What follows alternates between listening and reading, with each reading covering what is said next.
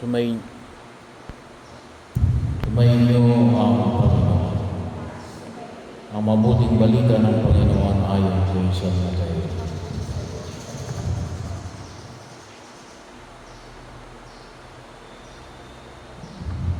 Noong panahon yung sinabi ni Jesus sa kanyang mga alagad, narinig ninyo,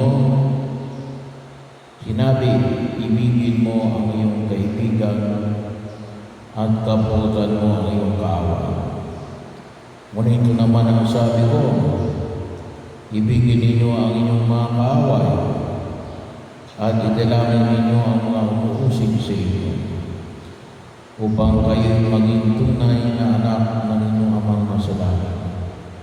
Sapagkat ipinasisigan niya ang araw sa masasama at sa mabubuti at ipinapatak niya ang ulan sa mga banal at sa mga makasalanan. Kung ang mga umiibig sa inyo ay siya lamang ninyong ibigin, ano pang gantimpala ang inyong hintayin? Hindi ba ginagawa ito ng mga publikano? At kung ang binabagi lamang ninyo ang inyong mga kapatid, ano ang nagawa ninyong higit kaysa iba? Ginagawa rin niyo ng mga hindi.